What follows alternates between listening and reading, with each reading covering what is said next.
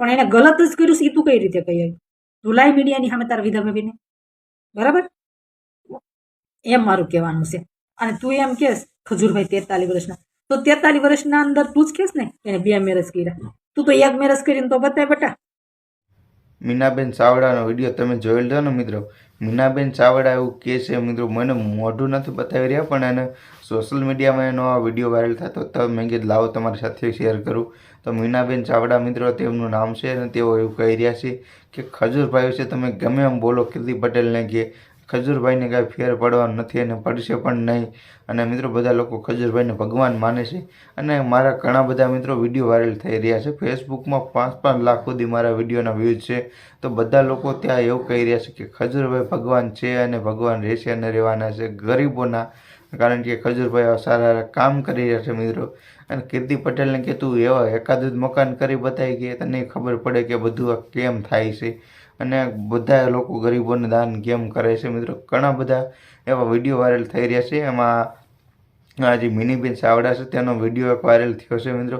આખો વિડીયોની ક્લિપ તમને બતાવી દઈશ. જે મિનીબેન ચાવડા છે એવું એમ કહે છે જે ઓલા ભાભીનું નામ લેશે મિત્રો તેને સામે લાવી અને સાબિત કરી બતાવે તો અમે હાસું માનવી. તો મિત્રો હવે પહેલાંના સમયની કીર્તિ પટેલ આ જૂનું જ્યારે પહેલાંના સમયની વાત કરી છે, જૂની વાતો આ બધી કીર્તિ પટેલ. તો આ બેને પણ કીર્તિ પટેલની અત્યારે પોલ ખોલી છે અને બેનનો પણ જોરદાર વિડીયો વાયરલ થઈ રહ્યો છે કે કીર્તિ પટેલ તું પણ જો સાબિત કરી બતાવે ને તો હાસું માનવી અત્યારે. અને ખરેખર અત્યારે બધા લોકો એ જ જોવે છે, જે આ નજરે જોવે એ જ હાસું માને છે, બાકી માનતા નથી. એટલે ખજૂરભાઈ જેટલા સારા કામ કરી રહ્યા છે એટલે ખજૂરભાઈને બધી જગ્યાએ મિત્રો સોશિયલ મીડિયામાં ખજૂરભાઈનું હાલી ગયું છે અને હાલી જ જવાનું છે. અને લાખો કરોડો વ્યૂઝ આવે છે અને લાખો કરોડો લોકો ખજૂરભાઈને સાવ કરશે. ગુજરાતના કોણો એવો નહીં કે જ્યાં ખજૂરભાઈ નહીં ઓળખતા હોય મિત્રો. બધા લોકો એમ જ કહેશે ખજૂરભાઈ અમારા ભગવાન છે. તો હવે બેનનો વિડીયો આખો તમે જોઈ લો મિત્રો. અને એ કીર્તિ પટેલ વિશે તમે શું કહેવા માંગો છો મિત્રો? કમેન્ટ બોક્સની અંદર તમે બતાવજો. જેટલા પણ લોકો મિત્રો જોવો છો ને તે બધા જેટલા પણ લોકો મિત્રો જોવો છો બધા લોકો ફરજિયાત બતાવી જ દેજો. પણ એને ગલત જ કર્યું છે એ તું કઈ રીતે કહી આવી? તું લાઈ મીડિયાની સામે તારા વિધા ભાભીને, બરાબર? એમ મારું કહેવાનું છે. અને તું એમ કહેશ ખજૂરભાઈ 43 વર્ષના, તો 43 વર્ષના અંદર તું જ કહેશ ને એને 2 મેરેજ કર્યા. તું તો 1 મેરેજ કરીને તો બતાય બેટા. એકવાર મેરેજ લાઈફ જીવીને તો બતાય. મેરેજ લાઈફ કેમ જીવાય, કેમ રહેવાય.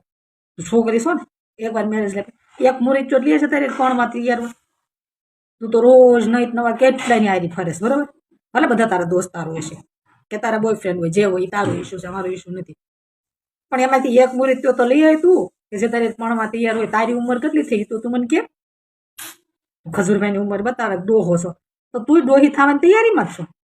તું કઈ નાની હોળ વરાની ઢીંગલી તો નથી, બરાબર? તું કઈ હોળ વરાની ઢીંગલી નથી. અને તું એમ કે 5 વર્ષ પહેલા હું હોશી હતી. મેં તને જદું જોઈ તે તું આવી ફેંકે. તું કેદી હોશી હતી? અને હોશી હતી કેમ તાર માવતર ન રાખી બેટા? તું હોશી હતી તો કેમ અલગ રે? તાર માવતર કેમ તને સ્વીકારતા નહીં? તાર સમાજ સ્વીકારતો નહીં, બરાબર?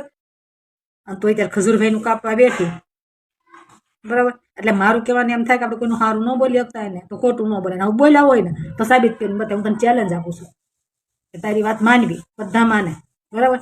પણ તું એકવાર વિધિ ભાભીને મીડિયા સામે લઈ આવીને કહેવાય કે એને ગલત કર્યું.